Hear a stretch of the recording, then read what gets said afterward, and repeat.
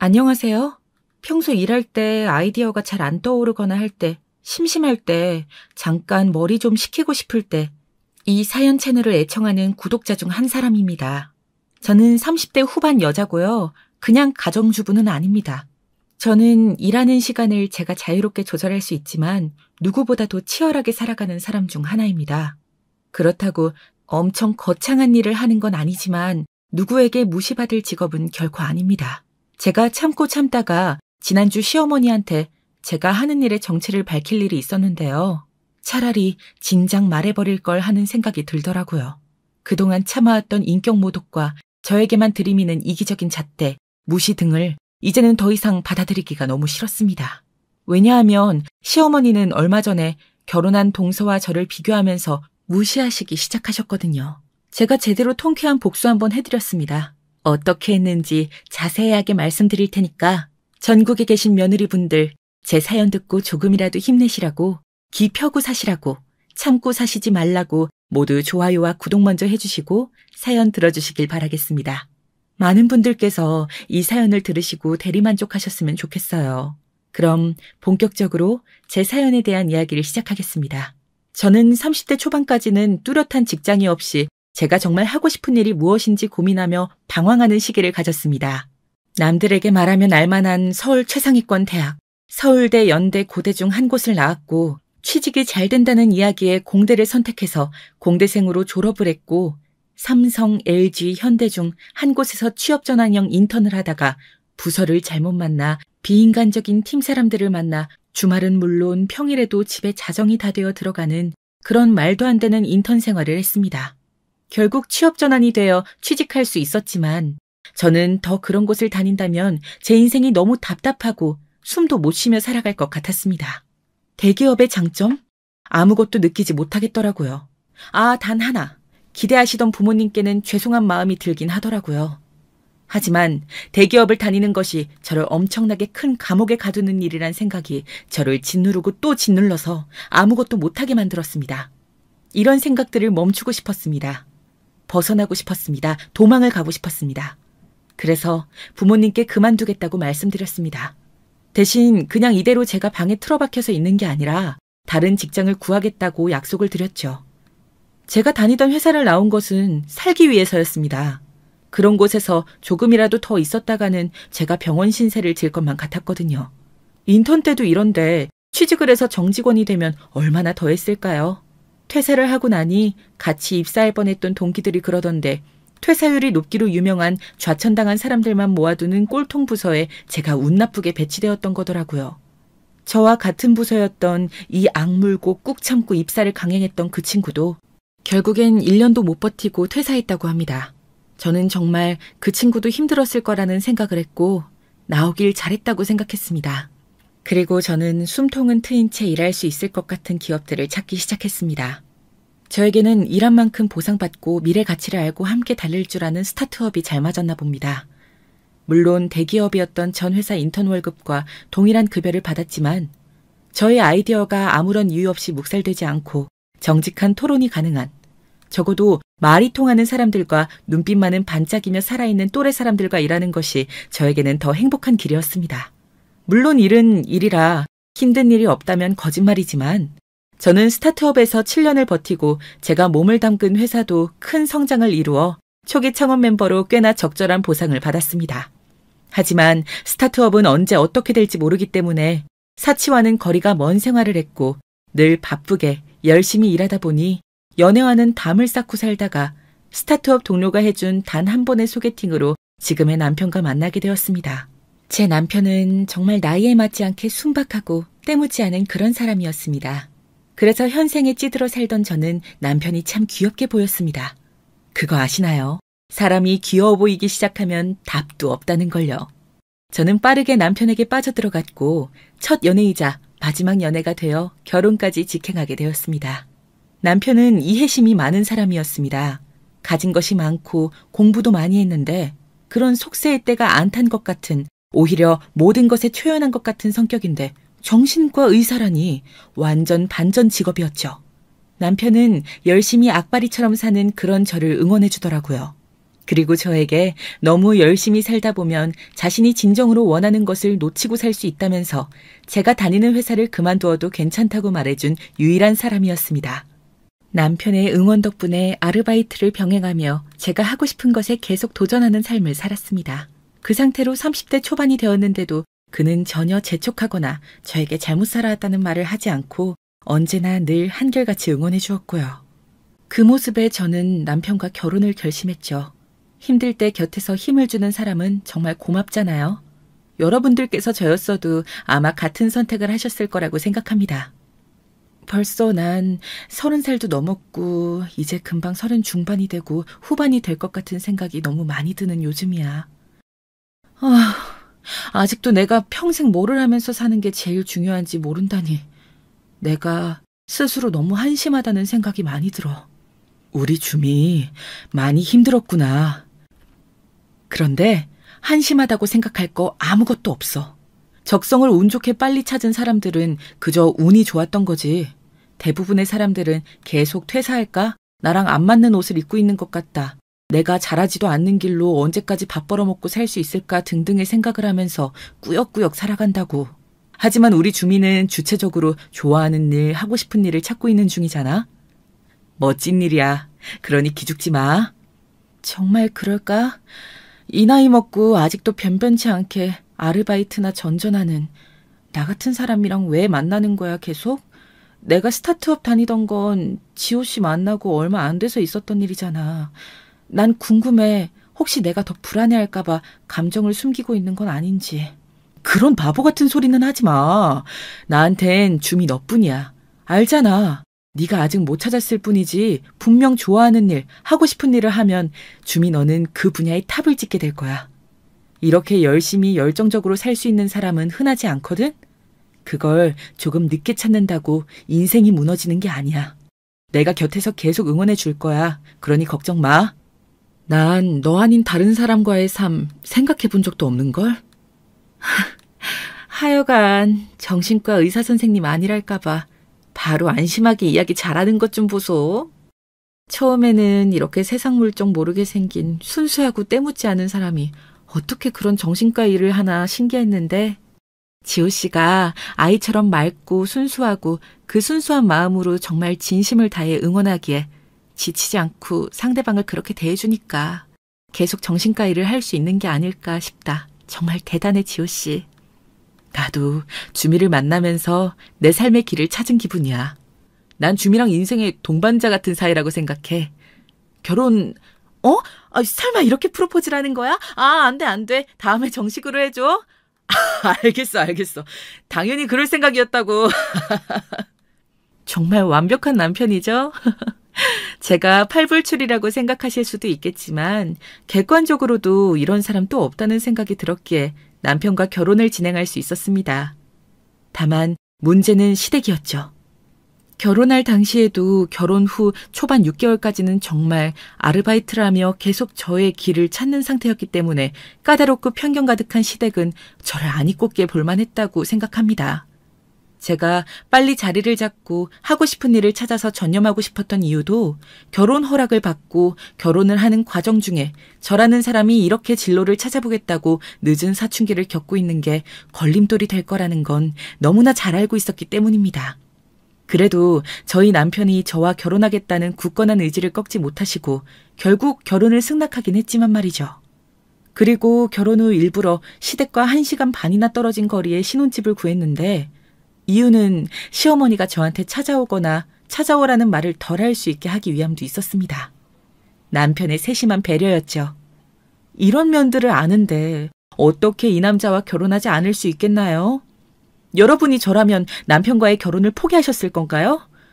저는 남편과는 아무 문제 없이 오히려 결혼 전보다 행복한 관계를 유지할 수 있었습니다. 시어머니는 저를 대놓고 무시하셨지만 정말 최소한으로만 만날 수 있도록 남편이 중간에서 노력해준 덕분에 저는 결혼 6개월 만에 바로 지금의 직업을 찾았고 제가 재능도 있고 일을 할 때 시간이 어떻게 흘러가는지 모르게 몰입하게 되는 것을 알게 되었습니다. 어떻게 보면 천직을 찾았다고 할 수 있었죠. 그래서 날개를 단 듯이 정말 일을 하는 시간에는 몰두하면서 첫 작품에서 대박을 터뜨렸고 남편의 지지를 더 많이, 더 행복하게, 이제 부담이나 죄책감 없이 그 응원과 지원을 온전히 받아들일 수 있게 되었습니다. 물론 시댁에는 알리지 않았습니다. 굳이 알리고 싶지는 않더라고요.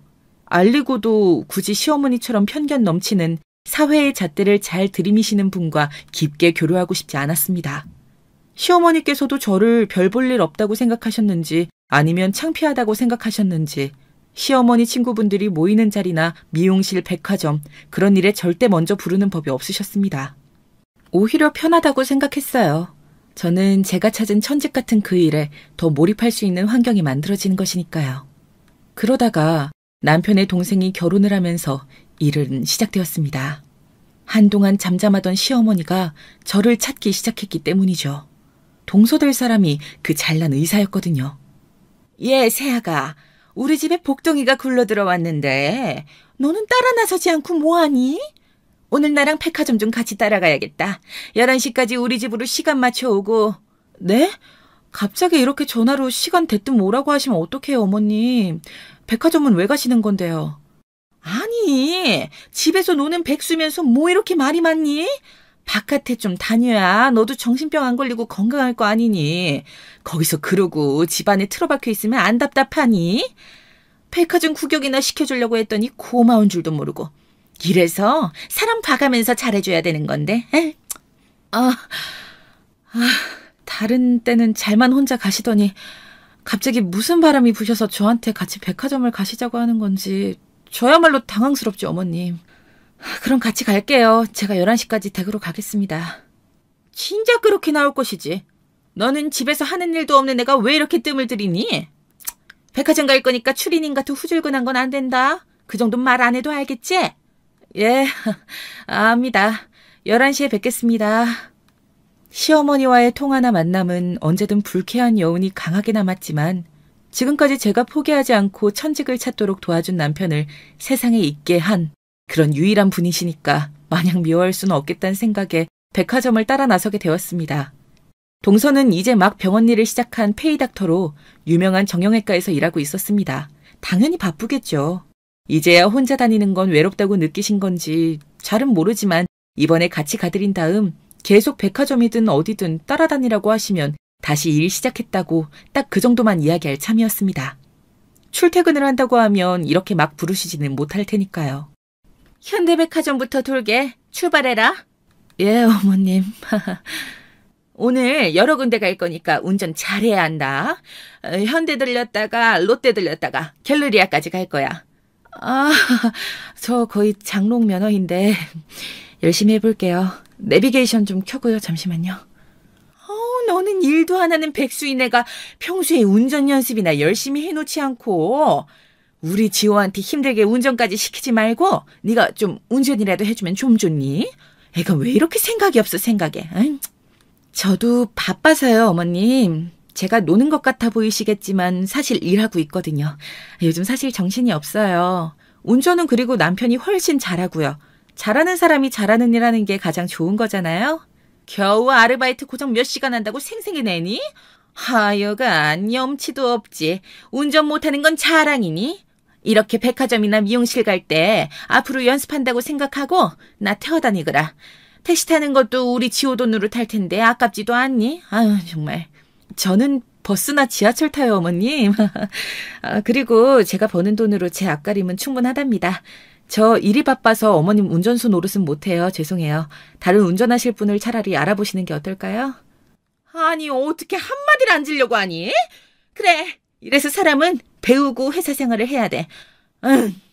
집에만 있으면 더 이러지 니가. 운전이나 똑바로 하렴. 저 출퇴근하는 일을 해요. 오늘은 회사 쉬는 날이라 다행이었지. 저 이제 아르바이트 안 하고 정식으로 일해요. 그러니까 운전은 오늘이 마지막입니다, 어머님. 운이 좋았어요.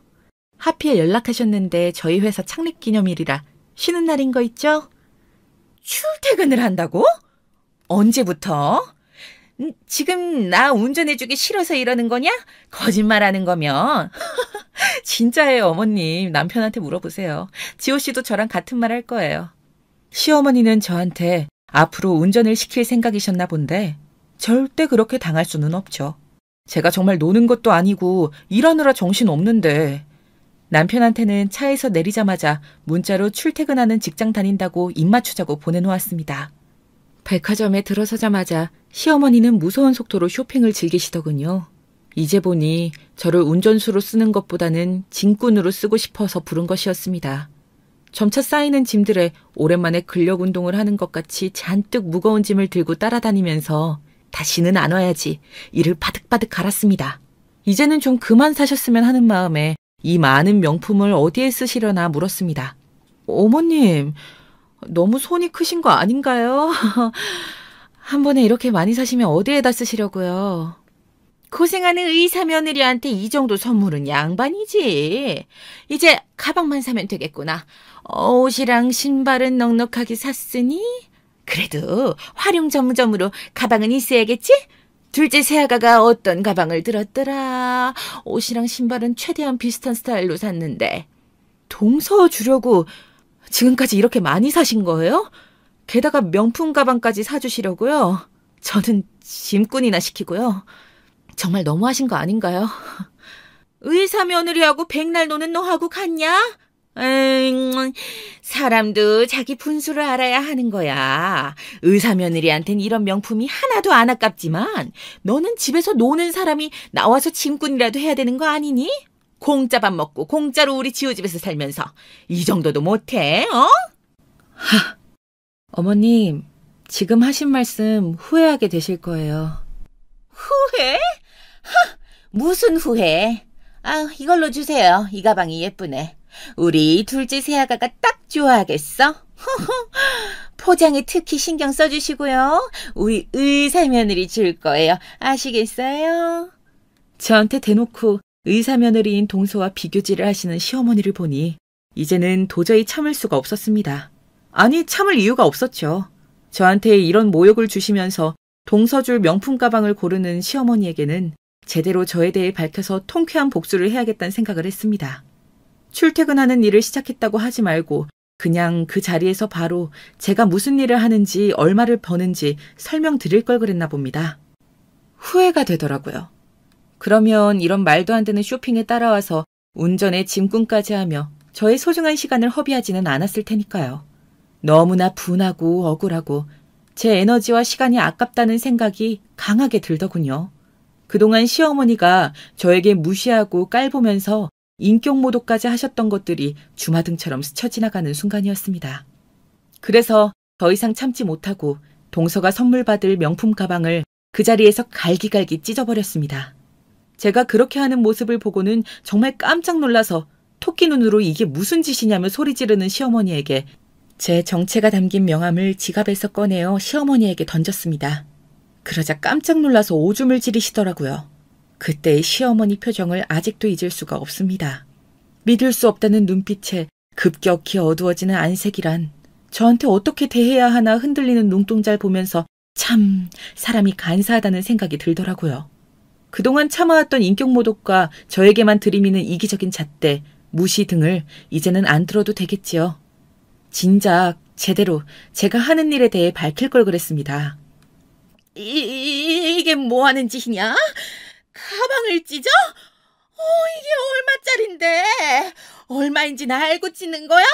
잘 따라오다가 짐도 내팽개치고 다짜고짜 와서 가방을... 아이고, 이래서 사람이 하는 일이 있어야 돼. 사리 분별도 못하고 이걸 감히 찢어? 너는 이거 하나 사려면 얼마나 일해야 하는지 알고 그러는 거야, 어? 네 월급으론 택도 없을 텐데 화가 난다고 이걸 찢다니 단단히 미친 거니? 근데 이건 뭐야? 명함? 네이버 카카오 작가. 저 이런 일이에요. 명함 보고 엄청 놀라셨네요. 오줌까지 지르실 정도라니. 맞아요. 어머님께서 매일 무슨 일 있을 때마다 검색할 때 찾는 네이버, 다음, 카카오. 거기에 올라오는 소설들 쓰고 억대 연봉 받습니다. 그동안 참았던 거 저 이제 더 이상 안 참아요. 참을 이유도 없고 그동안 자주 안 뵐 수 있었으니까 그냥 넘어가려고 했던 겁니다. 제 소중한 남편을 낳아주신 어머니시니까요. 그런데 더 이상은 안 되겠더군요. 아니 잠시만. 너 뭐라 그랬니? 억대의 연봉이라고? 의사도 아니고 그게 어떻게 가능하니? 게다가 소설을 써서 그게 가능하다고? 게다가 네이버랑 카카오라니 이 명함 진짜냐? 허! 요즘은 세상이 달라진 지 오래라고요, 어머님.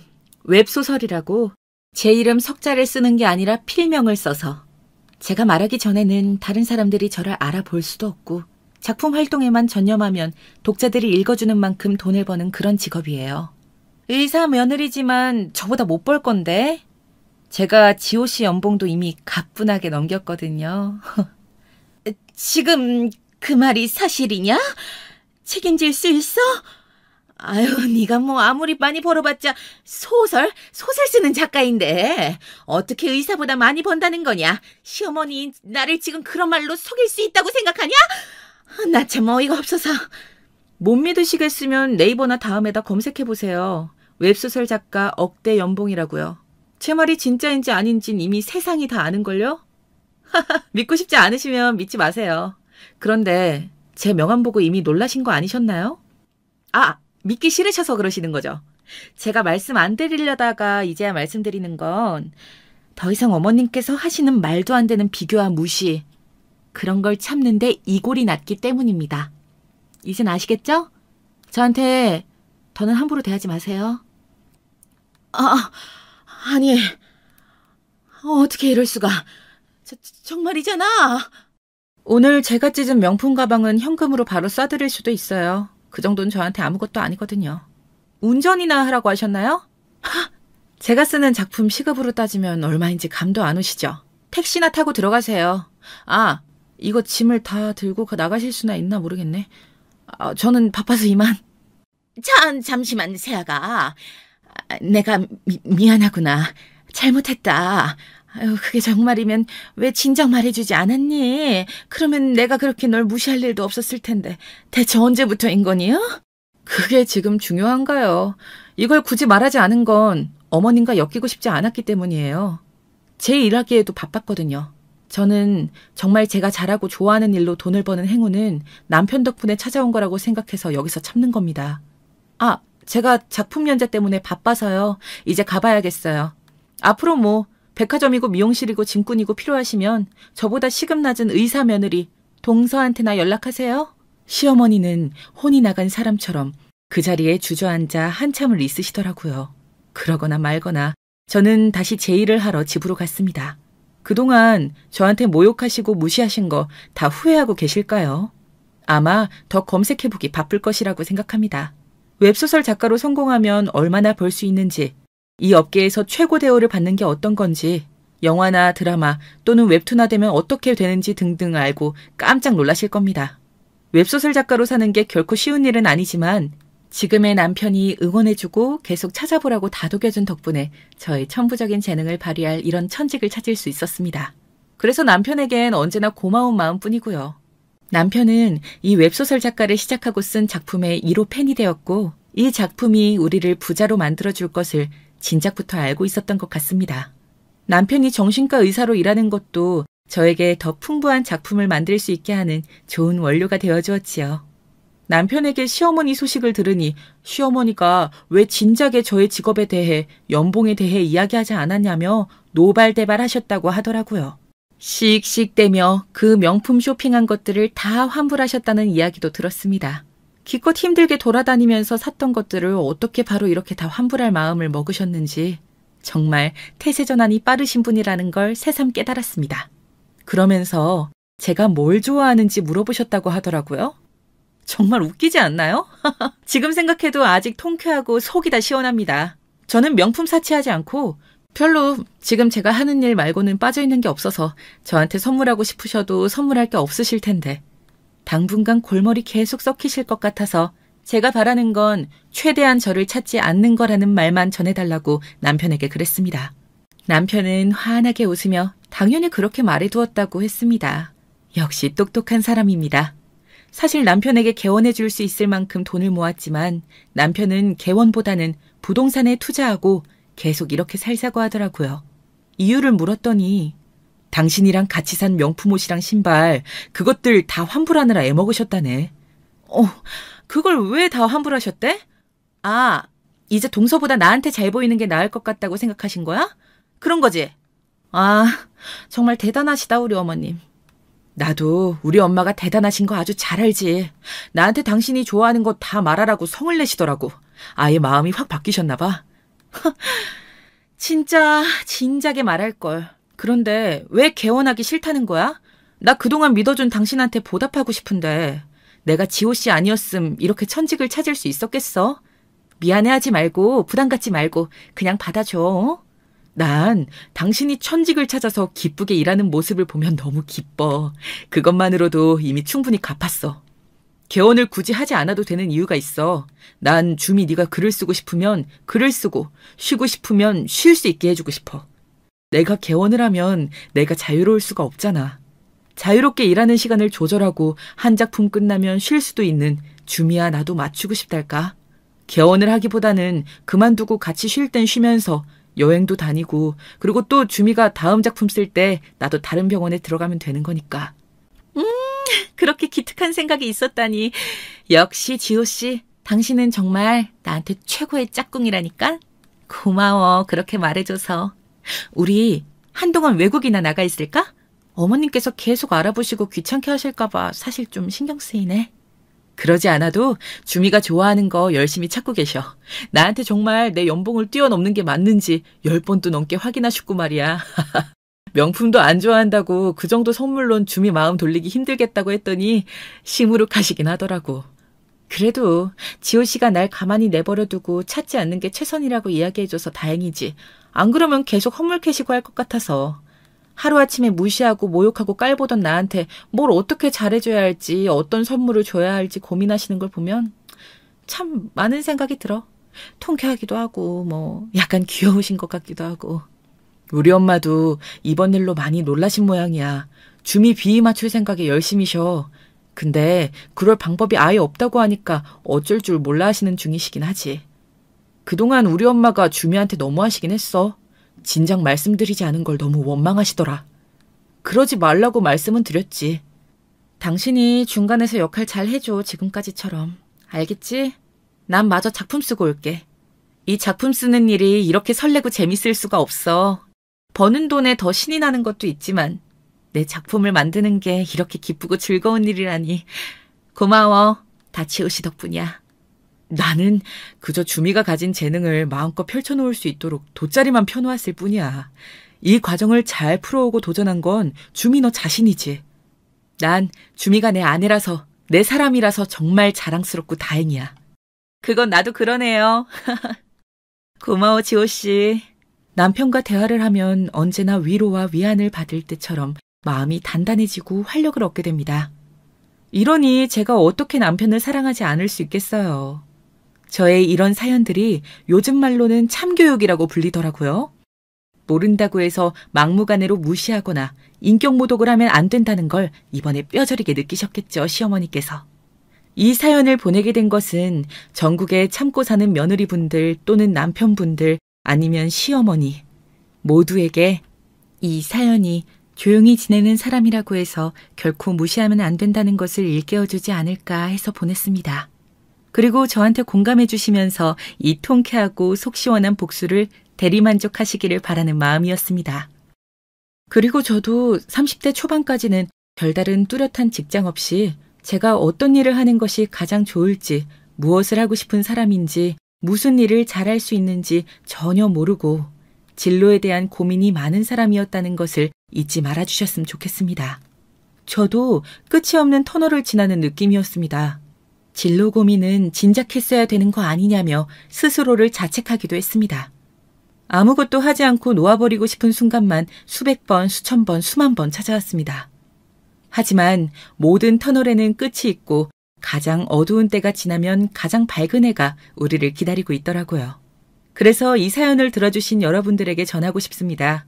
지금 아직 늦었다고 생각하시나요? 그렇다면 지금이 제일 젊은 나이라고 말씀드리겠습니다. 늦은 나이라고 생각이 들어도 절대 포기하지 말고 꿈을 향해 나아가라고 전하고 싶습니다.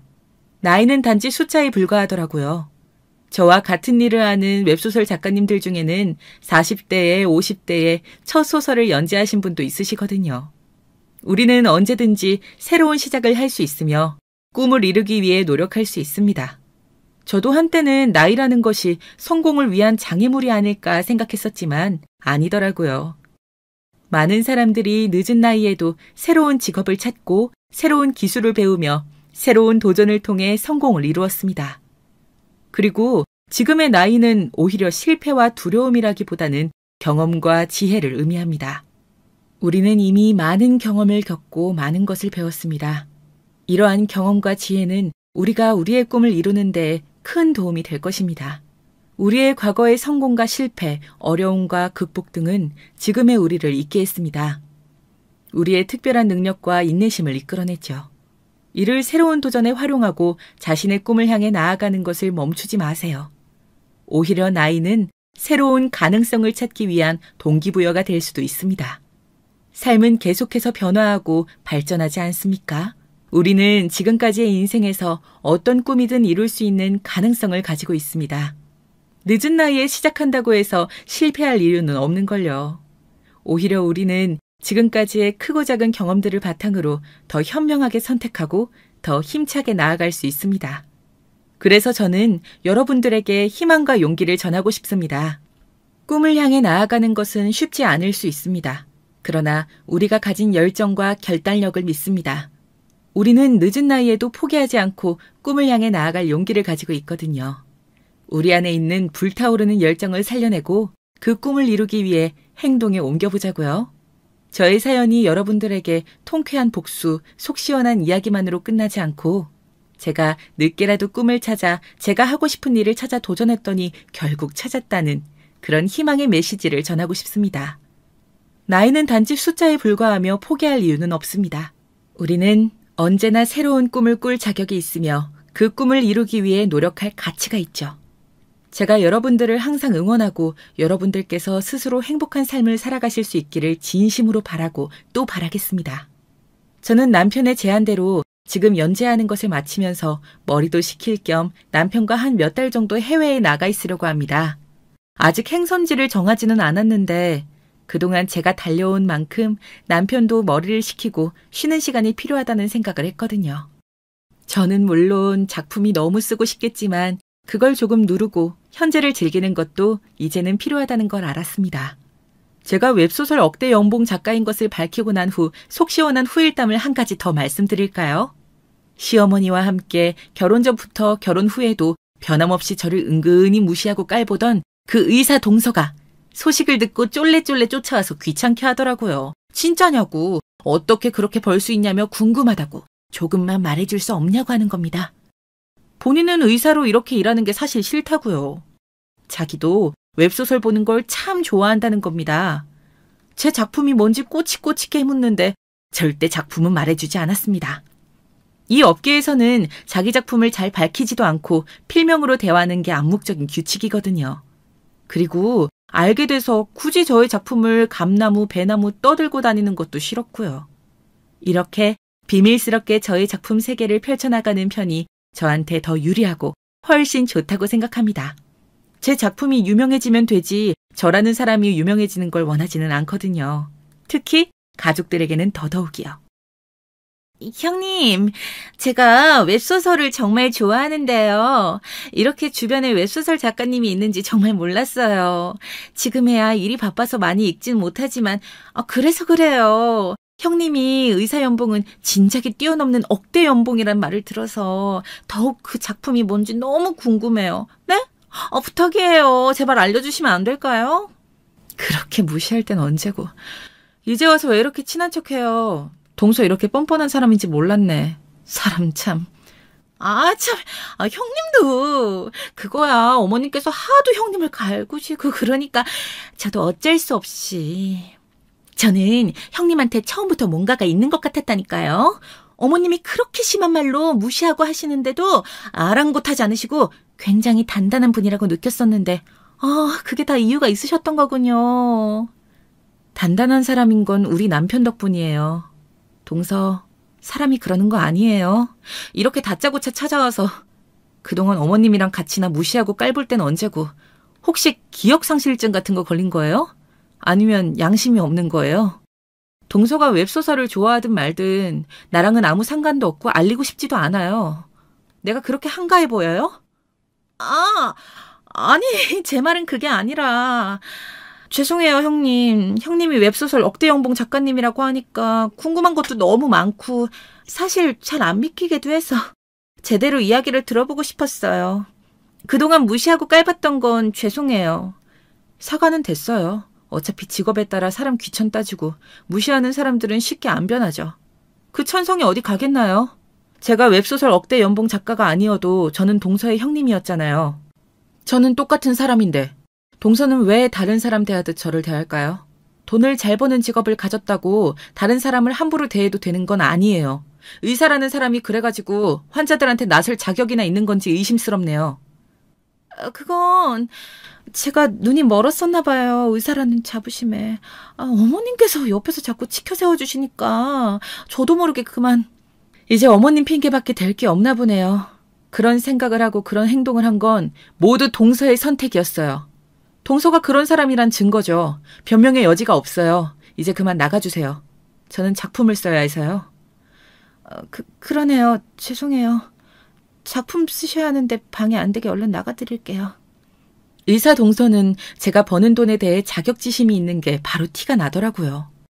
정말 얼마를 버는지 궁금해서라기보다는 확인하고 시험해보고 싶어하는 게 더 눈에 보였고요.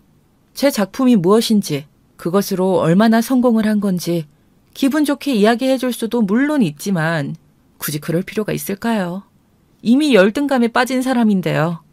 웹소설을 좋아한다는 것도 거짓말처럼 느껴졌거든요. 그런 사람에게 제가 굳이 정보를 줄 필요는 없으니까요. 무엇을 주든 본인이 원하는 대로 믿으려고 안간힘을 쓰겠죠. 그동안 저를 깔보고 무시하고 은근히 쪽을 주던 동서가 한마디도 찍소리 못하는 것을 보고 정말 웃기더군요. 웃음을 참느라 혼났습니다. 돈이 최고라고 생각하고 직업에 귀천이 있다고 강하게 믿는 시어머니와 동서 같은 부류는 오히려 제가 하는 일을 밝히자 다루기가 수월해지다니 참 아이러니합니다. 그렇지 않나요? 여러분께서는 저라면 이 두 사람과 가까이 지내실 건가요? 옆에서 계속 속을 팍팍 긁어볼까도 생각해 봤는데 저는 여러모로 이 두 사람과 함께 있으면 시간도 아깝고 에너지도 아깝고 차라리 멀리하는 게 저한테 더 좋은 선택이라고 생각했습니다. 이번 주에 드디어 연재하던 작품 하나가 마무리되었고 당분간 몇 개월 쉬겠다는 이야기를 한 상태입니다. 이제 여행 준비를 하면서 부쩍 생각이 많아져 가는데요. 이렇게 사연을 보내면서 저도 다시 한번 통쾌해지고 속 시원해질 수 있어서 기쁘더라고요. 부디 저의 사연을 많은 분들이 들어주시고 대리만족도 하시고 지금 무시하는 상대에게 복수할 날을 기약하며 꿈을 잃지 않고 끝까지 도전하시는 분들이 많아지시길 바랄 뿐입니다. 저와 남편은 몇 개월 쉬고 와서 또다시 일상에 복귀를 하겠죠. 그래서 남편이 다니던 병원을 퇴사하면서 부쩍 대화할 시간이 많아진 지금을 최대한 활용하고 즐기려고 합니다. 남편이 상담하는 사람들 이야기를 듣다 보면 정말 힘들게 자신을 괴롭히며 사는 사람이 많은 것 같습니다. 강박에서 벗어나려고 발버둥 치시는 분들도 계시고 하루하루 우울증과 싸우고 있는 분들도 있죠. 직장에서 사람들과의 관계 때문에 트라우마가 생겨서 공황장애를 앓고 있는 분도 있고요. 정말 다양한 사람들이 사람과의 관계 속에서 상처받고 그 상처를 치료하러 다시 사회에 녹아들기 전까지 병원에서 고군분투하는 사람들이 정말 많더라고요. 그래서 남편의 이야기로 차기작을 준비해보려고 하고 있습니다. 저한테 털어놓으면서 남편도 위안을 얻고 또 아이 같은 웃음을 보여주거든요. 그리고 저는 이 웹소설 작가를 하는 일이 너무 좋고 재미있지만 또 다른 꿈이 생겼습니다. 바로 저처럼 좋아하는 일을 찾고 싶어하는, 자신의 재능을 발견하고 싶은데 아직 발견하지 못한 사람들, 늦었다고 도전하고 싶은 일을 도전하기에 망설이는 사람들, 진로에 고민이 있는 학생들, 그런 사람들을 상담해주고 싶어졌어요. 당장은 어렵겠지만 댓글로 혹시 그런 고민이 있으시다면 남겨주세요. 저도 여러분들의 이야기를 듣고 또 조언도 해드려보고 싶습니다. 남편은 병원에서 환자들과 대면하며 상담하지만 저는 꼭 만나지 않고도 우리가 충분히 소통하고 상담하면서 또는 응원해주면서 힘이 되어줄 수 있다고 생각하거든요. 지금 작품 활동을 하지 않고 잠시 쉬고 있을 때 이렇게 또 제가 하고 싶은 일을, 이 꿈을 도전해봐야 한다고 생각했습니다. 그래서 사연을 들어주신 분들에게 도움이 되고 싶어요. 저에 대한 응원도 좋고 자신의 고민에 대한 푸념이나 하소연도 괜찮습니다. 하고 싶은 일이 뭔지 모르겠는 가정주부분들이나 직장을 다니는데 이 길이 맞는지 모르겠는 분, 앞으로 뭐에 취미를 두고 살아가야 되나 하시는 분들, 내가 좋아하는 것이 뭐였는지 잘 모르는, 아니 잊어버리고 산 것 같다는 생각이 드는 분들 모두 좋습니다. 저의 이런 손 내밀기가 여러분에게 닿기를 바랍니다. 여러분들께서 댓글을 남겨주시는 건 저의 꿈을 이뤄주시는 것이나 다름없는 일입니다. 그래서 사연이 선정돼서 꼭 이 채널에서 소개되길 간절히 바라면서 사연을 썼습니다. 댓글 남겨주세요. 기다리고 있겠습니다. 저의 사연이 여러분들에게 용기가 되었거나 공감이 되었거나 통쾌하고 시원하셨다면 좋아요 한 번씩도 부탁드려요. 더 많은 사람들에게 이 사연이 알려지고 직업의 귀천을 따지는 사람을 그런 걸로 무시하고 깔보는 사람들이 그러지 않도록 경각심을 가지게 하면 좋겠습니다. 여러분 모두 도와주실 거죠? 천군만마를 얻은 듯이 든든하네요.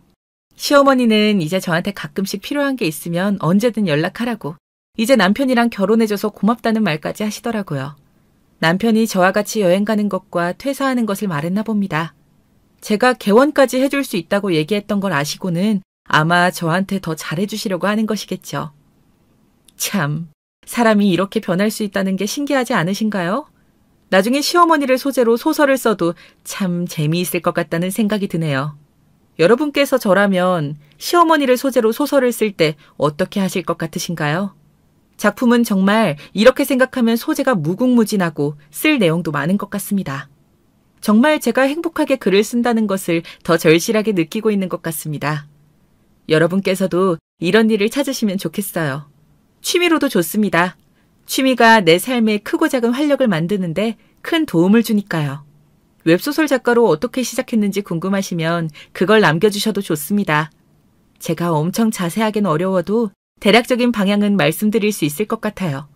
그리고 웹소설 작가뿐만 아니라 세상에 정말 무수히 많은 직업과 취미가 있다는 것을 아셨으면 좋겠습니다. 아는 것과 모르는 것은 정말 다르니까요. 알 때에는 도전해볼까? 조금 더 알아볼까? 하는 생각이 들 수 있고, 더 그 취미나 직업에 대해 알아보면서 향유할 시간을 만들 수 있지만, 아예 모르신다면, 아예 찾아보지 않으신다면 삶에서 새로운 일을 마주할 가능성은 점점 더 줄어갈 테니까요. 배움의 즐거움과 탐색의 즐거움을 놓지 마세요, 여러분. 한 가지 더. 여러분께 궁금한 것이 있습니다. 여러분이 저라면 어떤 곳으로 여행을 가고 싶으신지도 궁금합니다. 다녀왔는데 좋았던 여행지나 꼭 해외가 아니라 국내 여행지도 좋습니다. 좋은 장소들 말씀해 주시면 제가 여행 다녀오고 또 작품의 소재로 배경으로 쓸 수 있을 테니까요. 이렇게 사연 보내는 게 좋은지 몰랐네요. 여러분과 벌써부터 댓글로 소통할 생각에 신이 납니다. 평소에는 작품을 쓰는 데만 집중해서 남편 외에 다른 사람들과 별로 소통할 일이 없었는데 이렇게 사연을 보내고 많은 분들이 저의 이야기를 들어주시고 또 댓글을 달아주실 거라고 생각하니까 감개무량합니다. 저는 작품을 쓸 때 아이디어가 잘 안 떠오르거나 할 때, 심심할 때, 잠깐 머리 좀 식히고 싶을 때 이 사연 채널을 애청하는 구독자 중 한 사람이었거든요. 사연을 듣기만 할 때와 굉장히 다른 감정이 느껴지네요. 마음이 웅장해집니다. 여러분들의 사연도 댓글로 남겨주시면 읽으면서 너무 행복할 것 같습니다. 감사합니다. 안녕하세요. 저는 지방에 거주하는 40대 여자입니다. 오늘은 저한테 일어났던 깜짝 놀랄 만한 사연을 제보하려고 해요. 살면서 이런 일이 저에게도 일어나다니 너무 놀랍습니다. 주변에 말했더니 우리만 알기 아깝다고 하더라고요. 그래서 제보하게 되었으니 재밌게 들어주세요. 여러분, 은혜 갚은 까치 아시죠? 저는 살면서 사실 인생이 평탄하지는 않았어요. 오히려 고난이 많았고 가끔은 사는 게 벅차기도 했습니다.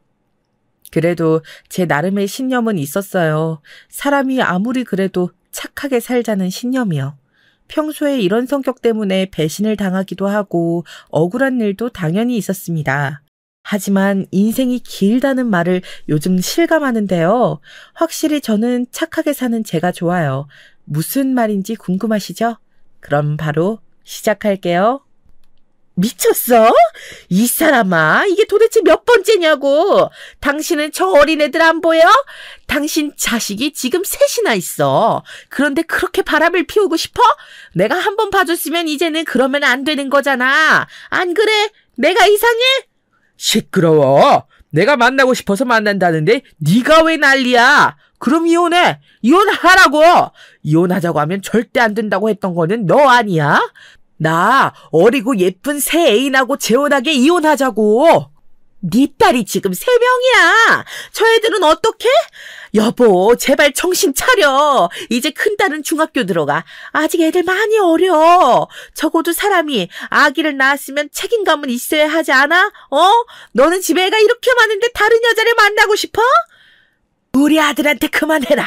내가 듣다 보니까 기가 막혀서 네가 애초에 집에서 잘했으면 내 아들이 다른 여자가 눈에 들어왔겠니?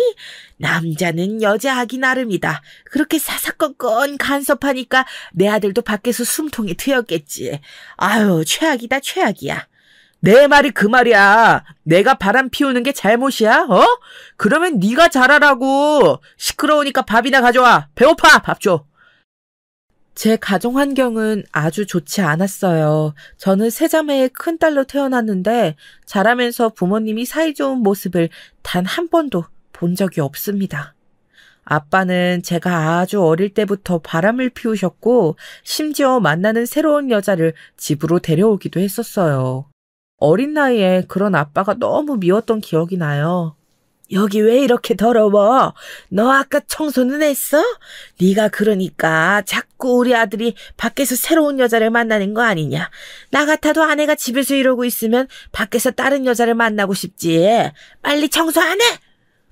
게다가 친할머니를 모시고 살았는데 어렸던 제가 보기에도 엄마는 매우 힘들어 보였어요.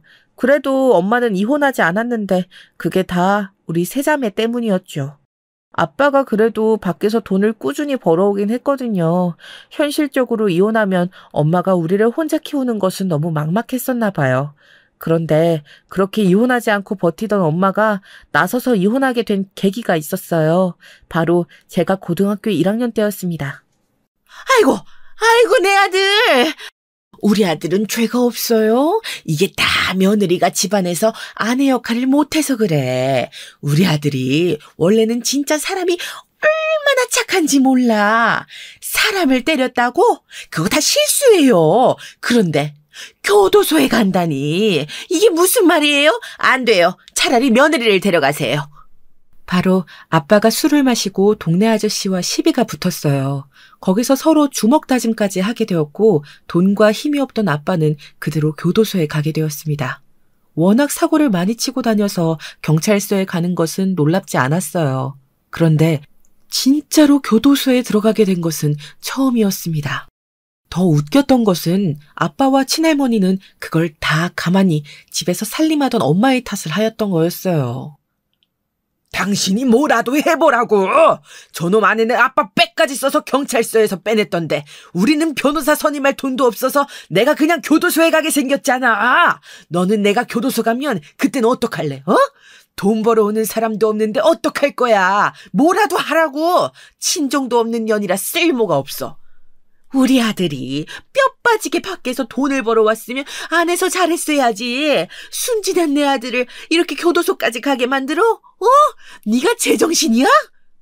그만! 나 이제 못 참아. 이혼해. 맨날 나한테 이혼하자고 했지? 그래, 환영이야. 제발 이혼하자. 나 더는 못 참아. 내가 평생 이러고 살 거 생각하니까 속이 깝깝해서 죽을 것 같아. 이혼해. 애들은 다 내가 데려갈 거야. 뭐? 이혼? 그래, 해. 내가 뭐 무서워할 줄 알아? 지금 너 내가 교도소 간다고 이러는 거지? 내가 장담하는데 너 내가 출소하면 나 찾아와서 돈 달라고 할걸? 참나, 네가 뭘 할 줄 아는데 아무것도 못하면서 이혼해! 쓸모도 없는 딸만 셋 낳았으면서 뭐가 그리 당당해? 그래, 그 계집 애들 다 데리고 가라. 우리 찾아오기만 해봐. 알겠어? 꺼져. 당장 우리 집에서 꺼지라고. 뭘 봐? 안 나가? 나가. 내가 이런 망할 집구석에서 결혼 생활을 했던 게 인생의 한이다, 한. 얘들아, 가자. 이 쓰레기 같은 집안하고는 다시는 만나지도 말자. 튀! 엄마는 무서워서 울고 있는 우리 세 자매를 데리고 살던 집을 나왔어요. 그렇게 엄마와 아빠는 아빠가 교도소에 들어가며 이혼했고 그때부터 엄마는 홀로 우리를 키우기 시작했습니다. 원래도 우리 집이 잘 사는 편은 절대 아니었는데 아무것도 없이 나온 엄마의 삶은 참 힘들었어요. 유진아, 우리 큰딸 엄마가 항상 미안해. 오늘 공장 야간이라 지금 나가야 하거든. 내일 일어나서 동생들 등교할 수 있게 도와줘. 밥은 여기 엄마가 해놓고 갈 테니까 알아서 챙겨 먹어. 알겠지? 남들처럼 해주지 못해서 미안해. 알겠어. 엄마, 유선이랑 유미는 걱정하지 말고 몸 조심히 일하고 와. 저번처럼 다치면 돈이 문제가 아니고 내가 너무 속상해서 그래. 집은 전혀 걱정 안 해도 돼. 내가 망할 남편복은 없어도 자식복 하나는 기가 막혀. 엄마는 그래서 공장에도 공주가 셋이나 있다고 벌써 자랑했어. 그중에서도 우리 큰 공주가 제일 좋고 기특해. 그리고 이거 수학여행비야. 엄마가 이래서 주는 거니까 사양하지 말고 받아. 뭐? 싫어. 나 안 간다고 이미 선생님께 말씀드렸어. 나 진짜로 수학여행 안 가도 돼. 이 돈이면 우리 한 달은 먹고 살 수 있어, 엄마. 이거 아껴서 차라리 유선이랑 유미 학비에 보태자. 아니야. 엄마가 우리 큰딸 수학여행은 진짜 보내고 싶어서 그래. 그러니까 꼭 가. 알겠지? 엄마 다녀올게. 엄마와 우리 세 자매는 서로 유달리 각별한 사이였어요. 가난해도 서로를 향한 마음은 워낙 컸습니다. 엄마는 홀로 우리를 키우며 공장에 다니셨는데 그래서 동생들을 챙기는 것은 항상 제 몫이었어요. 다행히 동생들이 매우 순해서 큰 어려움 없이 그렇게 저는 성인이 되었습니다. 성인이 되고 나서 대학은 당연히 진학하지 못했어요. 현실적으로 돈이 없기도 했고 공부를 그리 잘하지도 않았거든요. 엄마, 이제 나도 돈 버니까 너무 무리하지 마. 그러다 몸 상해. 그리고 이 돈으로 유선이 대학 학비에 보태자. 다행히 셋 중에 한 명이라도 공부를 잘해서 다행이야. 그렇지? 아휴, 네가 번 돈은 네가 쓰라니까. 너 내년에 지금 만나는 애랑 결혼한다며. 그럼 그때 결혼 비용으로 써. 엄마는 자식한테 이렇게 돈 받는 거 민망해. 남자친구랑 결혼은 내가 알아서 할게. 원래 결혼은 서로 형편에 맞게 하는 거지. 그러니까 잔말 말고 엄마는 돈 받아줘. 저는 그때 당시 동네에 있던 미용실에 고등학교를 졸업하고 취직했어요. 다행히 원장님이 좋은 분이라 저를 많이 챙겨주셨습니다. 그리고 그 미용실의 단골 손님과 친해졌는데 그 단골 손님이 바로 제 첫 남자친구이자 지금의 남편이에요. 남자친구는 저보다 4살 많은 오빠였고 굉장히 웃는 모습이 예뻤습니다. 친절하고 다정한 모습에 반해서 연애를 시작하게 되었어요. 한 번도 싸우지 않고 3년의 연애 끝에 청혼을 받아 결혼 준비를 하기 시작했습니다. 오빠도 그런 아픈 사정이 있는 줄은 몰랐어. 내가 아버지가 바람도 피우고 사고를 너무 많이 쳐서 교도소에 갔다고 했잖아. 나는 이런 사정을 알면 오빠가 나를 떠날 거라 생각했어. 그런데 오빠도 비슷한 환경에서 자랐다니까 반가워. 우리 아버지도 진짜 문제 많았어. 그래서 나는 오히려 결혼해서 정상적인 가정을 가지고 싶더라. 그리고 유진이 네가 세자매고 나는 삼남매고 우리는 둘 다 첫째잖아. 이것조차 나는 운명이라고 생각해. 우리 결혼해서 진짜 행복하게 살자. 알고 봤더니 남친과 저는 공통점이 매우 많았어요. 둘 다 동생이 2명이었고 홀어머니 밑에서 자랐습니다. 그래서 더 급속도로 사이가 가까워질 수 있었어요. 저는 사실 아직도 제가 시댁에 처음 인사 갔던 날이 기억나요. 우리 아들하고 결혼해줘서 고마워요. 이렇게 예쁜 아가씨가 내 며느리가 된다니 너무 황송해서 웃음이 자꾸 나와요. 내가 다른 건 몰라도 남의 집 귀한 딸을 고생시키지는 않을 거예요. 우리 잘 살아봐요. 시어머니의 첫인상은 매우 곱고 차분하다는 거였어요. 저런 분이 아들을 셋이나 키운 게 신기했습니다. 너무 참하고 다정한 시어머니는 말을 참 예쁘게 하는 재주가 있으셨어요. 남편에게 듣기로는 원래 천성이 다정한 분이라고 했죠. 남편의 성격은 바로 시어머니를 닮았더라고요. 사실 양가가 둘 다 형편이 좋지 않아 걱정이 매우 많았어요. 남편과 제가 둘 다 일하고 있어도 현실적으로 각자 집에 반드시 용돈을 줘야 하는 상황이었거든요. 동생이 둘이나 있으니 어쩔 수 없었어요. 일단 우리 집에서 신혼을 시작하고 나중에 아기를 낳으면 그때 독립하는 게 좋겠다. 다만 우리 새아가가 나랑 시동생들하고 사는 게 많이 힘들 텐데 그게 미안하네. 내가 거슬리지 않도록 노력 많이 할게. 집을 사주지 못해서 미안하다. 에이, 어머님 괜찮아요. 각자 형편에 따라 사는 건데 집을 못 해주시면 어때요? 저는 아무 상관없어요. 돈을 모을 수 있을 때 모아야죠. 그러니 걱정하지 마세요. 형편이 어려워서 시댁의 합가에서 신혼생활을 시작하는 것으로 미리 정하고 결혼식 날짜를 잡게 되었어요. 상견례도 무사히 마쳤고 서로 예단이니 예물이니 쓸데없는 절차는 생략하자고 합의했죠. 내가 시집살이를 워낙 심하게 당해서 얼마나 걱정했는지 몰라. 그런데 우리 큰딸 시어머니가 너무 좋으신 분 같아. 인상 자체가 선하고 고우셔. 저런 집에 시집 간다고 하니까 드디어 마음이 놓여, 유진아. 결혼 잘하는 것 같다. 엄마가 워낙 시댁공포증이 심해서 걱정을 많이 했는데 다행이야. 내가 우리 시어머니 좋다고 했지? 나도 엄마가 할머니한테 어떻게 당했는지 아니까 시집살이가 걱정이었어. 그런데 너무 좋은 분이라 결혼에 관해 확신이 생긴 거야. 엄마가 마음이 놓인다니까 내가 다행이다. 친정엄마도 나서서 좋은 분이라고 하실 정도로 괜찮았어요. 이렇게 무난하게 결혼식까지 얼마 남지 않은 그때였습니다. 정말 갑자기 우리 가족에게 슬픈 일이 생겼어요. 그건 바로 엄마가 공장에서 무리하게 일하다 쓰러지게 되었답니다. 어떡해. 우리 엄마 어떡해. 엄마 눈 떠봐. 괜찮아? 의사 선생님, 우리 엄마 수술하면 목숨을 살릴 수 있어요? 제발 살려주세요. 우리 엄마 평생 고생만 한 사람이에요. 높은 곳에서 떨어지신 거라 일단 수술을 급하게 해야 해요. 진정하시고 조금만 기다려주세요. 긴 수술이 될 것 같습니다. 혹시 모르니 마음의 준비도 하고 계세요. 굳게 닫힌 수술방 문을 하염없이 바라보며 저는 바닥에 쓰러졌어요. 엉엉 울며 의식을 잃은 엄마의 수술을 기다렸습니다. 그때가 결혼식이 단 2주밖에 남지 않았을 때였죠. 유진아, 새아가 괜찮니? 이게 다 무슨 일이야. 아이고, 사돈. 아가, 괜찮다. 내가 옆에 있어줄 테니까 너무 걱정하지 마. 다 잘 될 거야. 시어머니도 소식을 듣고 바로 병원으로 와주셨어요. 옆에서 계속 제 손을 잡아주시며 위로해 주셨습니다. 그때 얼마나 저한테 큰 힘이 되었는지 아직도 감사할 정도예요. 마침내 수술실 문이 열리고 의사가 나왔습니다. 다행히 목숨은 살렸습니다. 다만 환자분 상태가 심각해서 회복하는 데 오래 걸릴 수도 있어요. 일단 병원에 입원하고 경과를 지켜보는 게 최선입니다. 아마 오래 입원하실 수도 있어요. 목숨은 살아있다니 다행이네요, 의사 선생님. 감사합니다. 정말 감사해요. 저는 엄마가 이대로 죽는 줄 알았어요.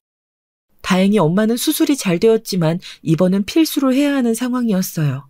현실적으로 당장 2주 뒤에 제 결혼식이 있어서 그게 걱정되었습니다. 병원비도 만만치 않았고요. 아가, 유진아, 결혼식은 미뤄도 되지 않니? 나는 다 떠나서 제일 우선이 사람 건강이라고 생각해. 사돈 어르신 몸 상태가 우선이지.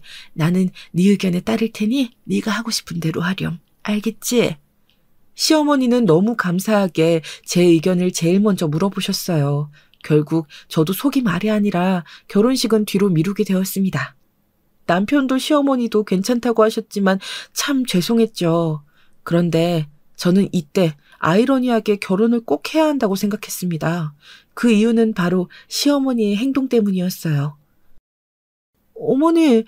어머니가 여기 무슨 일이세요? 아, 새아가, 내가 사돈이 걱정되어 집에 있을 수가 없더라고. 너야말로 지금 일하는 시간 아니야? 내가 말했잖아. 병간호는 집에서 노는 내가 할 테니 너는 걱정하지 말고 일하렴. 어머니, 안 그러셔도 돼요. 사실 동생들한테도 이미 들었어요. 어머님이 몰래 반찬 가져다 주신다면서요. 집으로 불러서 밥도 먹이시고. 저는 어머님한테 해드린 게 아무것도 없는데 이렇게 받기만 해서 너무 죄송해요. 아유, 우리는 이제 가족이잖아. 가족끼리는 원래 이러는 거야. 그리고 내가 늘 말하지 않니? 사람이 먼저야. 내가 사돈 병간호는 책임질 테니까 세아가 너는 일해. 오늘은 어떻게 온 거야? 겨우 사정해서 잠깐 안 바쁠 때 짬내서 온 거예요. 병원비가 비싸서 차마 일을 쉴 수는 없잖아요. 항상 머리에 엄마 걱정이 가득했는데 어머님 덕분에 한숨 돌릴 수 있어서 얼마나 죄송하고 감사한지 모르겠어요. 나야말로 미안하다. 내가 우리 큰아들이 결혼하는데 해줄 수 있는 게 없잖니. 이렇게 간호라도 하면 나도 마음이 편해. 나를 위해 그런 거니까 세아가 너는 그냥 일해서 돈을 많이 모으렴. 응? 천사 같은 시어머니는 쓰러진 우리 엄마를 옆에 딱 붙어서 간호하셨어요. 이뿐만이 아니라 제가 동생이 2명이 있잖아요. 우리 집에 갈비찜 같은 요리도 해서 가져다 주시고 밑반찬도 가득 가져다 줬다고 동생들이 말했습니다. 너무 죄송하고 감사해서 이 은혜를 어떻게 갚아야 하나 싶었죠. 그리고 마침내 우리 엄마도 제대로 회복하게 되어 결혼식을 1년 늦게 올리게 되었습니다. 유진아, 네가 그렇게 착하고 성실하게 살더니 복을 받나 봐. 내가 쓰러져 있을 때 사돈께서 어찌나 지극정성으로 간호했던지 그걸 간호사가 나한테 말해주더라. 우리 딸이 결혼 하나는 무척 잘하는 것 같아 다행이야. 그렇다니까 나는 우리 시어머니한테 평생 은혜를 잊지 않고 갚을 거야. 엄마가 회복하게 되어 나도 기뻐. 그리고 저는 결혼해서 시어머니와 함께 시댁에서 살게 되었죠. 제가 초반에 우리 엄마가 지독한 시집살이를 당했다고 했잖아요. 친정엄마와 반대로 저는 시댁에서 집안일을 해본 적이 진짜 손에 꼽을 정도예요. 아가, 세아가 지금 뭐하니? 내가 집안일은 내 몫이니까 건들지 말라고 했잖아. 종일 일하는 날 힘들 텐데 이렇게 집에서까지 일하면 몸이 못 버텨. 그러니까 아무것도 하지 말고 가만히 앉아서 쉬어. 어머니, 이거 제 빨래잖아요. 저도 같이 사는데 아무것도 안 하면 오히려 불편해요. 어머님이야말로 몸 상하니까 소파에 누워 계세요. 많이 움직이시면 관절 다쳐요. 어머님과 저는 서로 어떻게든 도움이 되려고 노력했어요. 이런 관계가 있다니 신기하지 않으세요? 지금 세대는 몰라도 사실 제 세대에서는 주변에서 이런 시어머니가 있다는 것을 믿지 않더라고요. 아무튼 이렇게 저는 평생 시어머니를 모실 생각을 하고 있었고 행복한 결혼 생활을 할 줄 알았답니다. 그런데 인생은 정말 모르는 거잖아요. 사건이 발생하게 되었어요. 아휴, 자식 결혼은 2번째인데 왜 이렇게 떨리지? 세아가 이거 맛 좀 봐줄래? 내가 아까 간을 보면서 요리하긴 했는데 영 맛이 안 나네. 괜찮니? 새로운 며느리가 서울 사람이라 입맛이 까다롭지 않을까? 에이, 어머님, 맛만 좋은데요. 우리 어머님 음식 솜씨 대단한 거 모르는 사람도 있어요? 제 동생은 어머님이 예전에 해주신 갈비찜을 아직도 얘기한다니까요. 식당에서 파는 것보다 맛있어요. 걱정하지 마세요. 그래? 그러면 다행이지. 그리고 갈비찜 많으니까 내일 집에 가져가. 어머님 건강은 괜찮으신 거 맞지? 괜찮아요. 어머님 간호가 너무 대단해서 퇴원하고 지금까지 멀쩡하세요. 아무튼 저는 맛만 좋으니까 어머님 긴장 푸세요. 어머님 음식이 맛이 없으면 그 사람 미각이 이상한 거예요. 둘째 시동생이 결혼하게 되면서 동서가 생기게 되었어요. 동서는 서울에서 나고 자란 서울 토박이였는데 처음 인사 오는 날 시어머니가 유독 긴장을 하셨죠. 그리고 드디어 둘째 시동생과 동서가 집에 왔는데 사실 첫인상이 그리 좋지는 않았어요. 둘째 동서는 친정이 잘 사는 집이라고 들었는데 그래서 그런가 은근히 시어머니를 무시하는 발언을 하더라고요. 여기 시골에서는 이런 것도 먹네요. 서울에서는 이런 나물을 식탁에서 본 적이 없거든요. 먹어도 몸에 이상이 없는 건 맞죠? 제가 워낙 곱게 자라서 음식을 잘못 먹으면 탈이 나거든요. 만약 제가 탈나면 우리 아버지가 가만히 안 계실 거예요. 그래요? 그러면 이거 고기랑 생선구이 위주로 먹어요. 내가 음식 솜씨가 좋지 않아서 걱정이네. 입맛에 맞지 않으면 뭐 과일이라도 줄까요? 에이, 맛만 좋은데요. 그리고 어차피 같은 한국인데 뭐가 그렇게 다르다고 그러세요. 여기가 섬도 아니고 어디 오지 산골도 아닌데 지역 특색이라고 생각하고 드셔보세요. 어색할 순 있는데 그게 몸에 나쁜 건 아니거든요. 저는 곤란해하는 시어머니를 도우려고 저렇게 말했는데 순간 둘째 동서와 눈이 딱 마주쳤어요. 그리고 그때 둘째 동서의 표정을 저는 잊을 수가 없습니다. 정색도 그런 정색이 없었거든요. 아니, 정색이 아니고 노려본다는 말이 맞는 것 같아요. 혹시 맛이 없으면 내가 지금 밖에 가서 뭐라도 사올 테니까 말해줘요. 아들한테 미리 물어봤는데 해산물을 좋아한대서 특별히 생선 위주로 준비했거든요.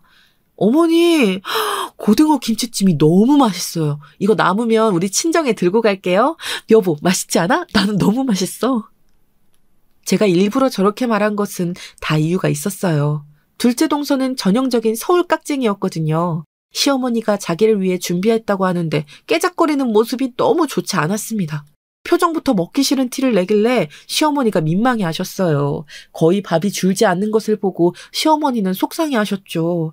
그렇게 동서가 돌아가고 저는 둘째 시동생에게도 화가 났어요. 아까 어머님 표정 봤어? 나는 도련님한테도 실망이야. 자기 아내 될 사람이 옆에서 그러고 있으면 중재를 하던가. 예쁘니까 좋다고 옆에서 눈치를 오히려 살살 보더라. 너무 실망했어. 안 그래도 나도 뭐라고 했어. 우리가 가난하게 자라서 부자인 재수 씨한테 푹 빠졌나 봐. 결혼하고 아예 우리 집은 모른 척을 할까 봐 무섭네. 둘이 집에 돌아가고 내가 어머님께 가서 너무 맛있다고 하니까 손을 꼭 잡고 고맙다고 하신 거 있지. 어머님 음식 솜씨 우리 동네에서 유명하잖아. 사람이 하나를 보면 열을 안다고 했어. 나는 동서 마음에 들지 않아. 나도 재수 씨 별로야. 그런데 현실적으로 우리 집에서 지원해 줄 수 있는 게 적으니까 엄마도 저러시는 거지.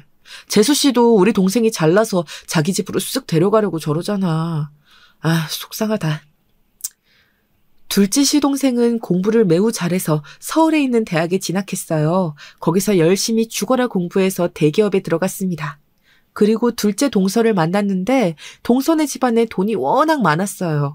결혼할 때 지원받는 금액 차이가 매우 커서 둘째 시동생은 어머니 앞에서 돈을 달라고 요구했죠. 시어머니가 몰래 우는 모습을 보고 저는 큰 결심을 하게 되었습니다. 어머니, 이거 제가 모은 적금 통장이에요. 원래 아기 낳으면 쓰려고 했는데 일단 급한 상황이니까 둘째 결혼 비용으로 쓰세요. 아가, 아니다. 네가 힘들게 번 네 돈을 어떻게 쓰니? 아유, 됐다. 괜찮아. 돈 모아서 분가해서 아기 낳아야지. 괜히 내가 감정을 잘 추스르질 못해서 너한테 신경 쓰이게 해서 미안하다. 아우, 어머님은 뭐가 그렇게 미안하세요. 괜찮아요. 그리고 무슨 분가예요. 저는 어머님 평생 모시고 살 거예요. 아기도 아직은 소식이 없잖아요. 원래 급한 불부터 끄는 거 모르세요? 어머님이 안 받으시면 저 받을 때까지 밥 안 먹어요. 시어머니는 한사코 거절하셨지만 제 마음이 불편해서 통장을 손에 쥐어드렸어요. 제가 그렇게 돈을 드린 이유는 둘째 동서 때문이었습니다. 우리 시댁에서도 어느 정도 돈을 주니까 무시하지 말라는 경고의 의미였죠. 그렇게 제 돈으로 지원받아 둘째네는 결혼했는데 결혼하고도 마음이 상하는 일이 꽤 있었어요. 뭐라고? 그럼 이번 명절에도 둘째 동서는 자기 집 가족들하고 여행 간대? 그럼 1년에 도대체 얼굴 볼 수 있는 기회가 몇 번이야? 서방님도 처갓 사람들하고는 여행 가면서 왜 시댁엔 안 내려와? 동생한테 들으니까 그쪽 집에서 돈을 다 낸대. 딱 봐도 지금 재숙 씨한테 잡혀 살더라. 엄마도 속상해 하셨어. 돈 없는 게 죄다. 둘째네 부부는 결혼하고 처가 식구들하고는 그렇게 여행을 다녔는데 시댁에는 내려오질 않았어요. 어머님이 서운해하셔서 제가 더 잘하려고 노력했습니다. 이런 상황에서 엎친 데 덮친 격으로 사건이 또 발생했어요. 얌전한 고양이가 부뚜막에 먼저 오라간다더니 이게 무슨 일이니? 세상에, 이걸 어째. 새아가 큰일이다. 지금 막내가 결혼하겠대. 그것도 속도 위반으로. 셋째 며느리 될 사람이 임신했는데 그것도 7개월이란다. 어떡하니? 게다가 집에서 내놓은 자식이라 지원도 없대. 네? 그러면 어떡해요? 아니, 막내 도련님은 그렇게 조용하더니 혼자 이런 사고를 쳐요? 막내 도련님 게다가 군대도 안 갔잖아요. 그럼 어떡해요? 내 말이 그 말이다. 곧 군대 가야 하는데 아기랑 자기 마누라는 어떡하라는 거야. 게다가 막내 며느리는 갓 성인이래.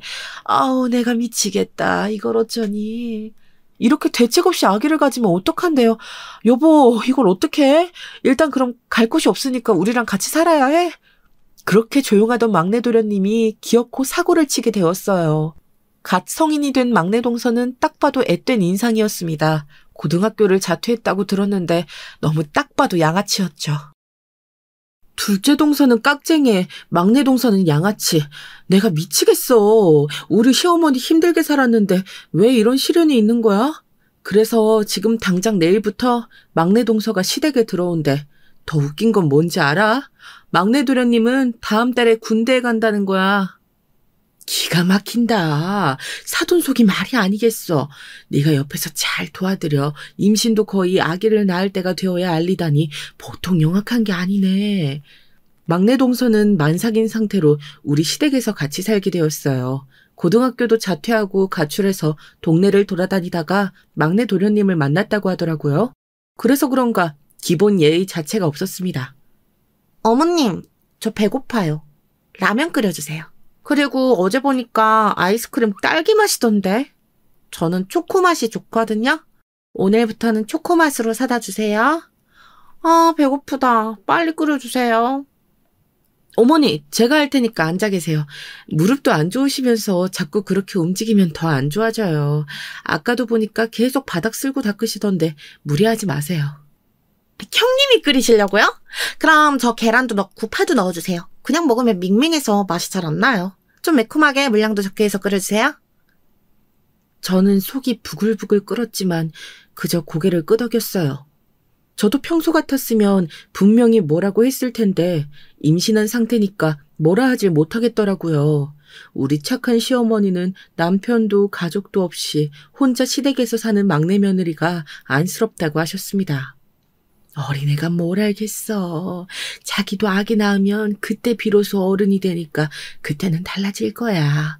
그나저나 우리 첫째 며느리가 고생이네. 내가 너무 미안하다가 같이 살기 불편하면 언제든지 분가해도 좋아. 알지? 에이, 무슨 소리세요. 제가 왜 나가요. 저는 어머님 평생 모시고 살 거라니까요. 나가는 건 막내 도련님하고 막내 동서가 나가야죠. 분명히 군대에서 제대하면 나간다고 했잖아요. 실제로 막내 도련님은 제대하고 바로 자기 마누라와 아이를 데리고 나간다고 했었어요. 그 조건으로 막내 동서가 시댁에서 같이 사는 것을 허락한 거였죠. 막내 동서와 같이 사는 것은 엄청난 고역이었습니다. 임신했을 때도 동서의 편의를 봐주느라 힘들었는데 진짜는 출산 후였어요. 어머님, 형님, 저 피곤해서 아이 못 안아요. 대신 분유 먹여주시고 트림도 시켜주세요. 아, 저는 출산하니까 몸이 말이 아니네요. 원래 이렇게 힘든가? 아. 막내 동서는 출산하고 말 그대로 손 하나 까딱하지 않았어요. 마치 어머님과 제가 동서의 하녀가 된 기분이었죠. 그래도 아기를 낳은 사람이니 제가 참자 생각하며 수발을 들었습니다. 그렇게 막내 동서의 아기가 자라면서 저도 드디어 좋은 소식이 들려왔어요. 어머, 유진아, 임신했니? 너무 축하한다, 세상에. 그렇게 원하던 아기가 드디어 생겼구나. 갑자기 손주가 많이 생겨서 기분이 좋아. 오랫동안 아이가 생기지 않아 남편하고 고민이 많았는데 다행히 아기가 생겼어요. 시험관을 해야 하나 걱정했는데 자연 임신으로 생겨서 다행이었죠. 문제는 제가 임신했더니 막내 동서의 오지랖이 장난 아니었다는 거예요. 형님, 그렇게 하면 아이 배 안에서 안 자라요. 자세 똑바로 하세요. 그리고 그렇게 과자 많이 먹으면 아기 태어나서 피부 문제 생겨요. 식단 관리는 필수인 거 모르세요? 제가 임신 선배라서 충고해드리는 거예요. 이런 거 어디 가서 못 듣는 귀한 정보잖아요. 동서, 나도 알아. 그리고 과자도 나 많이 안 먹어. 동서가 임신했을 때 오히려 나보다 더 많이 먹었던 것 같은데. 내가 알아서 할게. 신경 써준 건 고마워. 저는 형님이 생각해서 그런 건데 왜 그렇게 꼬아서 들으세요? 마음을 굳게 먹어야 아이도 잘 나오는 거예요. 저 보세요. 우리 딸이 이렇게 건강한 건 제가 마음이 건강해서 그런 거랍니다. 막내 동서는 임신한 저한테 하나부터 10까지 오지랖을 부렸어요. 이런 상황 속에서 저는 태교를 하게 되었죠. 그런데 좀 조용히 있고 싶어도 집에는 막내 동서와 시조카가 있으니 쉴 수가 없었어요.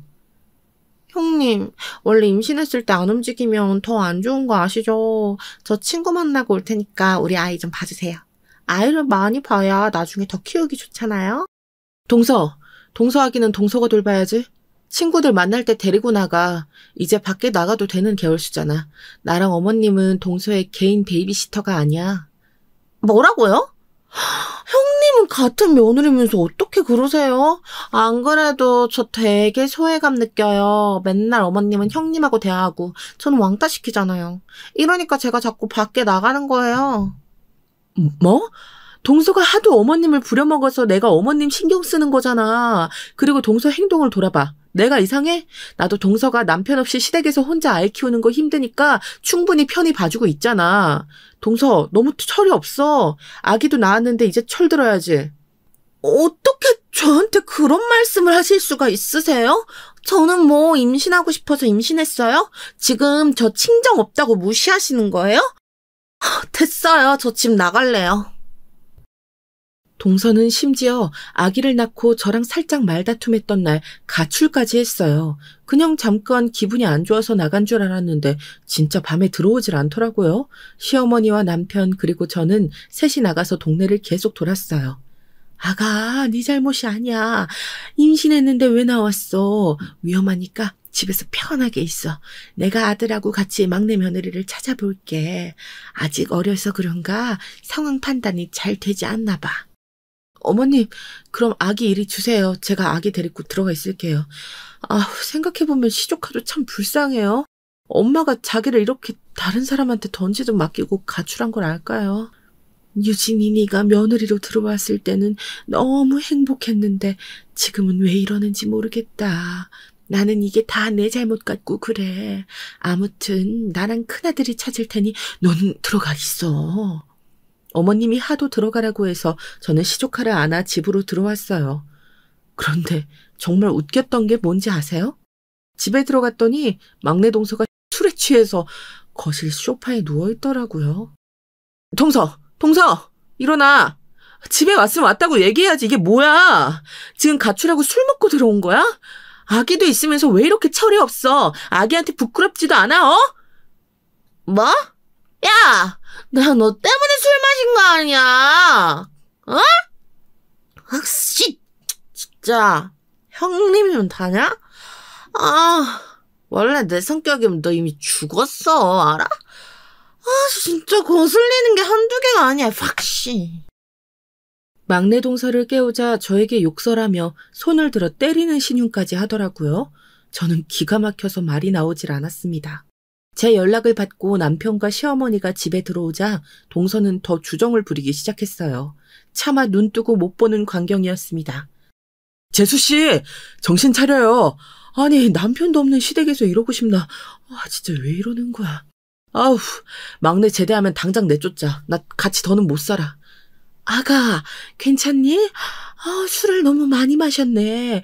꿀물을 타올 테니까 기다려. 저러다 간이 상할까봐 무섭다. 저런 광경을 보고도 시어머니는 막내 동서를 걱정했어요. 얼마나 천사 같은 시어머니인지 아시겠죠. 아무튼 이 사건 덕분에 남편도 막내 동서를 내쫓을 시기만 기다리게 되었습니다. 그리고 실제로 막내 도련님이 제대하자 남편이 나서서 둘을 내쫓았어요. 그랬더니 반응이 어땠는지 아세요? 우리 나가면? 아긴 어떡해요? 제가 혼자 돌보라고요? 어떻게 그렇게 매정하세요? 큰형님 아기는 어머님이 봐주시잖아요. 이렇게 차별해도 되는 거예요? 저 지금 친정 없다고 그러는 거죠. 속상하고 서운해서 눈물이 나와요. 동서, 진짜 왜 그래? 나는 아기 낳고 바로 3개월 조리 끝나고 일하잖아. 월급 받아서 친정 조금 주고 나머지는 다 어머님 드려. 아기 봐주시는 거 감사해서 드리는 거야. 동서는 하는 것도 없이 집에만 있잖아. 그리고 동서 임신했을 때랑 출산하고 산후조리도 어머님이 해주셨던 거 잊었어? 형님, 그만하세요. 제가 싫으면 그냥 싫다고 하면 되잖아요. 매번 어머님하고 둘이 딱 붙어서 저 소외감 들게 하시고. 왜 그러세요?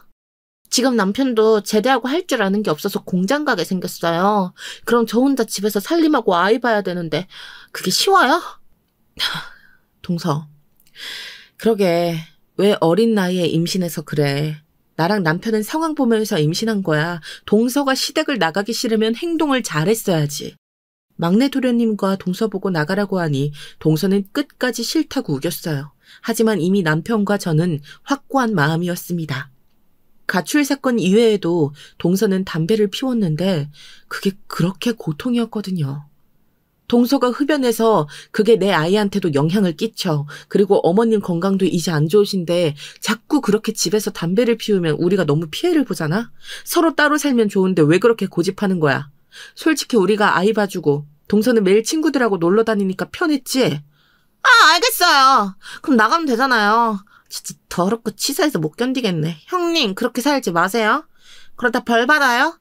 사람이 착하게 살아야죠. 결국 저는 제가 나서서 동서를 내쫓았어요.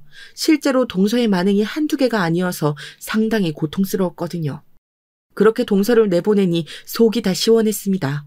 둘째 동서는 결혼하고 얼굴을 본 적이 5손가락 안에 꼽을 정도였어요. 동서, 이번에도 안 내려와? 무슨 결혼해서 가족이 됐는데 얼굴을 2년에 한 번 봐. 나는 괜찮은데 어머님이 아들을 많이 보고 싶어 하셔. 동서가 내려오기 힘들면 서방님이라도 보내. 그건 우리 집 사정이니까 우리가 알아서 할게요. 저도 내려가고 싶죠. 그런데 저는 서울 토박이라 시골이 너무 불편하다니까요. 마음 같아선 어머님 모시고 살고 싶은데 이미 형님이 그러고 사니까 그러지도 못하네요. 어머, 저 바빠서 끊을게요. 나중에 통화해요. 뭐? 동서! 이런 식으로 끊는 게 어딨어. 참나 기가 막혀. 둘째 동서는 바쁘다는 핑계로 시댁에 오지도 않았고 막내 동서는 삐져서 저 때문에 시댁에 오지 않았어요. 아무리 중간에서 중재하려 해도 보통 사람들이 아니더라고요. 이런 상황에서 저는 너무 스트레스를 받아 머리가 빠지기도 했답니다. 그러던 도중 사건이 하나 발생했어요. 회사에서 아주 좋은 기회라고 하면서 중국에 주재원으로 발령을 내줬어. 거기 가면 우리 아기가 다닐 유치원도 지원해주고 집이나 이런 것도 당연히 지원이래. 당신만 괜찮으면 가서 살고 싶은데 어떻게 생각해? 그래? 나는 어릴 때부터 외국에서 살고 싶어서 좋아. 그런데 우리가 중국 가면 어머님이 혼자 계시는데 괜찮을까? 나는 좋은데 어머님이 걱정이야. 이따 진지하게 말해보자. 아마 엄마는 가라고 하실 것 같아. 평생 중국에 있는 건 아니니까 괜찮지 않을까? 이런 기회가 또 언제 올지 모르잖아. 남편이 회사에서 능력을 인정받아 중국으로 가게 되었어요. 우리가 중국에 가면 혼자 남을 시어머니가 걱정되었습니다. 어머, 아니야. 이렇게 좋은 기회를 그냥 날릴 수는 없지. 나는 신경 쓰지 말고 꼭 가. 너무 잘됐다. 큰 며느리도 예전부터 다른 나라 살아보고 싶었다며 이런 기회 놓치면 안 돼. 다른 건 걱정이 안 되는데 어머님이 걱정이에요.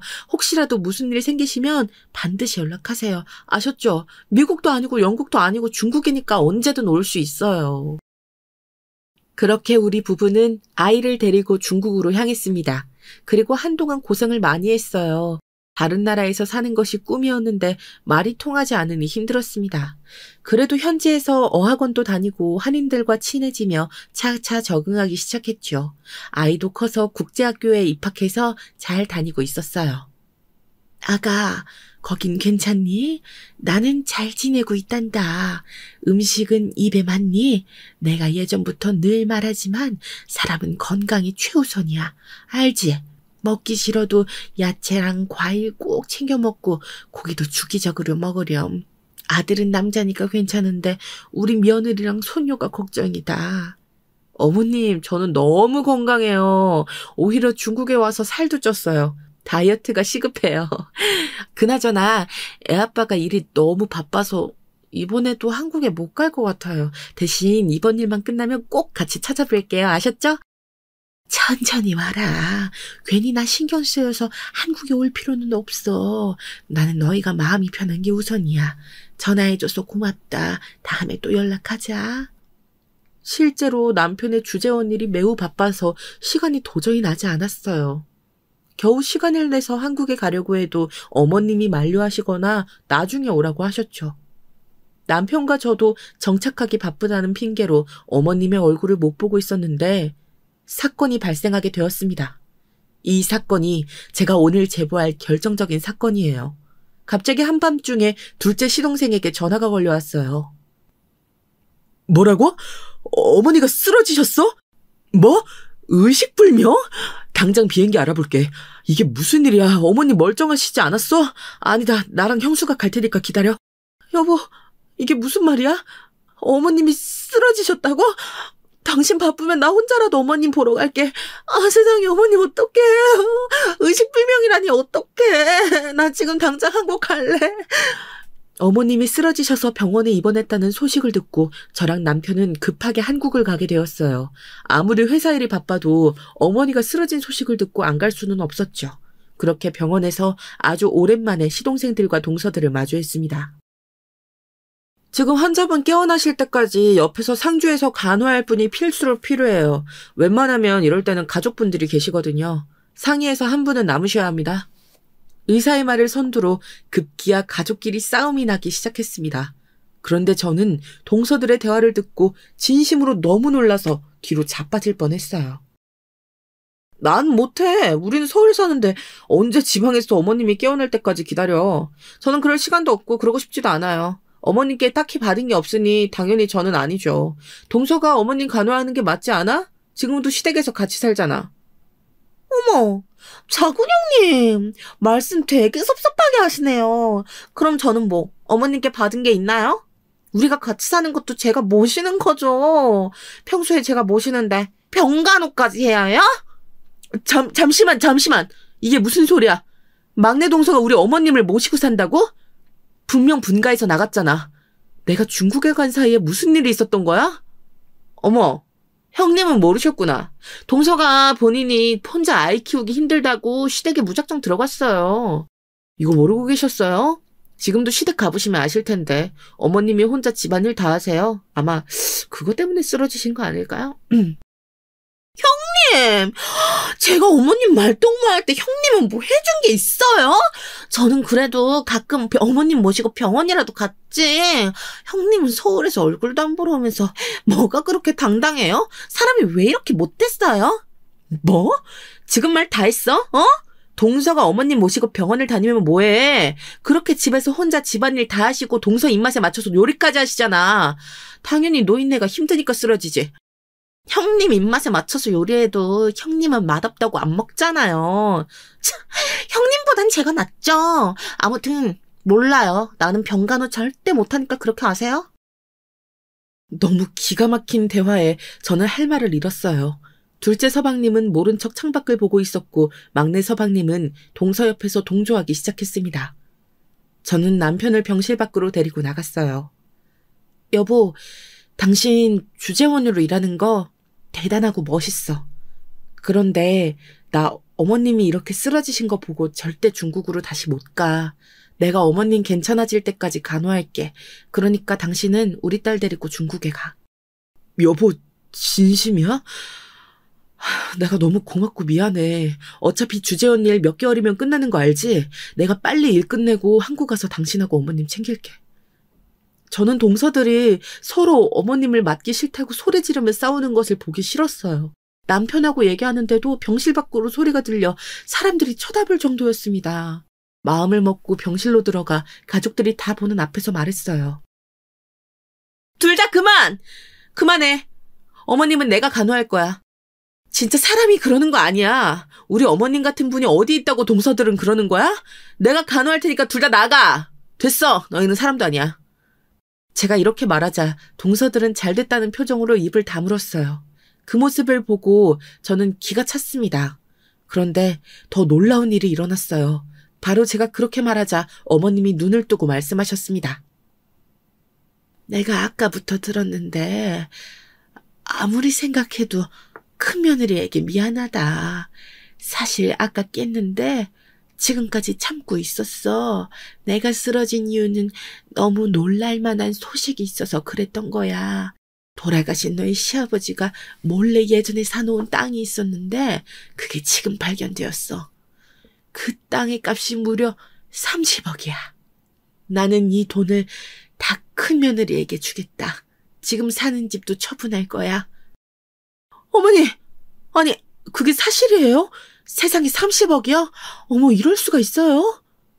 어머, 잠시만요, 어머님. 제가 모실게요.